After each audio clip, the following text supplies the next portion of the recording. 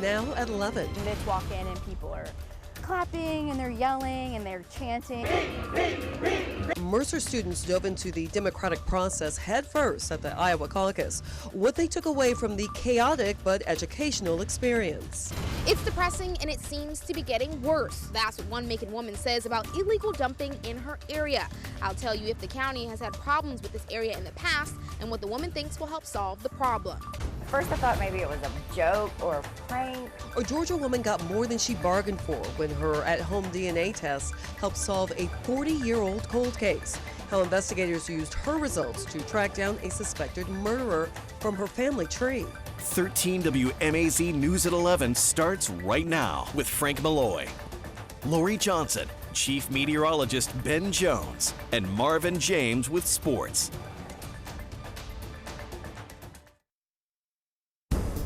All right, we're starting off with weather tonight. Obviously, we've already had rain and some thunderstorms through the night. So this is all new information. You'll want to see it coming up in just a few minutes. Okay, fair enough, Ben. We'll talk to you later in this newscast. You got it. Now, because of the potential for severe weather tomorrow, Telfair County schools have canceled classes. The district posted on its website saying that all faculty and staff still has to report at 9 a.m. Wheeler County schools closed to students. Staff reports at 8 a.m. Dodge County posting on their Facebook page there won't be any after-school programs tomorrow. And Wilkinson County schools have just announced they will be closed for the day tomorrow, but staff will report.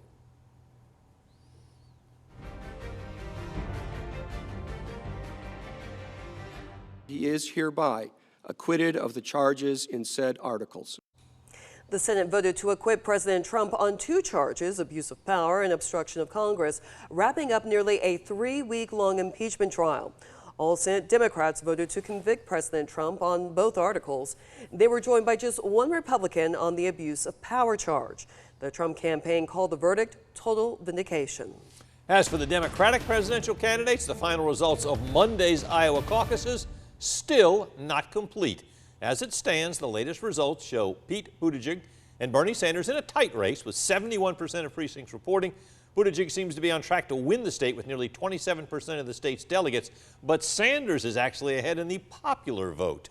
To understand what went wrong Monday night, we need to recap what's supposed to happen. Across Iowa, in church basements, school gyms, public libraries, caucus goers meet.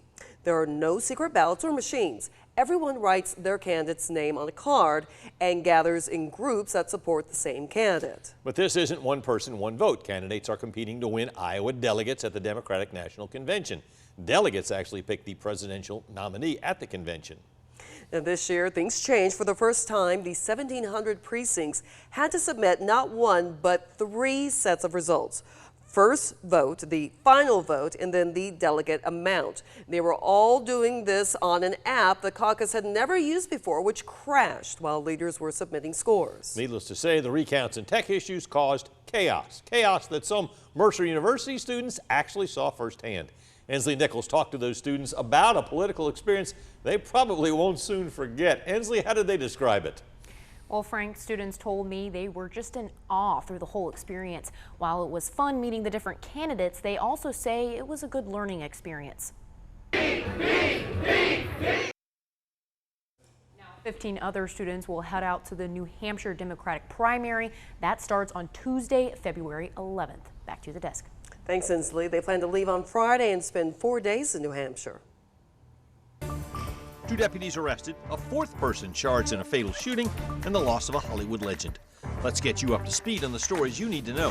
Houston County District Attorney's Office tipped off by an anonymous letter that 2 deputies were sneaking contraband to inmates. Laura Sheriff and Michael Harris were arrested on Tuesday, charged with violation of their oath and items prohibited. Major Alan Everidge says in his 8 years as a jail administrator, they've never charged a deputy with bringing in contraband. A 4th person arrested and charged with murder for a South Macon shooting. Bibb deputies arrested Terrence Ates at his home on Hampton Road around 8 o'clock this morning. His arrest comes less than a day after investigators announced the arrests of 2 men and a teenage girl in that same case. All 4 charged with the January 30th murder of Jontavius Coleman. Coleman was found shot to death in the doorway of a home on Moreland Avenue. And tonight, fans are mourning the loss of legendary actor Kirk Douglas. Douglas was one of Hollywood's original tough guys. Maybe I like to be cheap once in a while. Maybe everybody does. He starred in more than 80 films, and even though he never won an Oscar, he did receive the Presidential Medal of Freedom. His son, Michael Douglas, said he told his father on his last birthday how much he loved him and how proud he was to be his son. Kirk Douglas was 103. A search warrant at 2 Macon homes leads to 3 people arrested after investigators find drugs and a stolen gun. According to the Bibb County Sheriff's Office, investigators and U.S. Marshals executed a search warrant yesterday at a home on Main Street and another home on Jones Avenue. During the search, investigators found powder cocaine, ecstasy pills, marijuana, several digital scales, and packaging materials. They also found money and a stolen semi-automatic handgun. Kenya Brown and Chavez Stokes faced drug and weapon charges. Antonio Watson Sr. was arrested for disorderly conduct. A Macon woman says illegal dumping in her neighborhood downtown has gotten way out of hand. Sabrina Burst talked to the woman. Sabrina, where exactly is this neighborhood where this dumping's going on? Well, Frank, Betty Freeman lives in a home at the corner of Hazel Street and 3rd Street Lane. Freeman attended a listening lab session that we held yesterday at Tatnall Square Park, where she told me about the trash that is left there. She said it seems to be getting worse. So today I went out there to check it out. It's all over the place. Floor says the solid waste department plans to clean up the area in the next couple of days. And Frank Freeman told me she's grateful for the listening lab session so that the community can be heard. Sabrina, thanks very much. And I remember seeing her out there at Tatnall Square Park. Right. If you have an issue like this one, the county says report it on cclickfix.com. And if you want to tell us about an issue like you just heard Ms. Freeman, you still have a chance to let your voice be heard, several chances throughout this month. Coming up on Tuesday, the listening lab will be at Porter Ellis Community Center on Houston Road starting at 8 a.m. Then at 11 a.m. we'll be at the Frank Johnson Community Center. That's on Mercer University Drive. And then at 4:30 next Tuesday afternoon, the Lofts at Bass Clubhouse. We want to hear your concerns. For more information, you can go to 13wmaz.com/bib2020. What started out as a chance to learn about family history turned into solving a 40-year-old cold case. Investigators using DNA from a public website to crack that case. Why that's now raising privacy and ethical concerns. Next. Well, just rain out there and really seeing a big break in the action right now, which is the way the models have been showing things. Again, probably going to wait until tomorrow morning and then through the day tomorrow with severe weather. But I'll get to all that coming up in a little bit. Another school closing to report. Looks like you can see the list right there. Coming back in a little bit.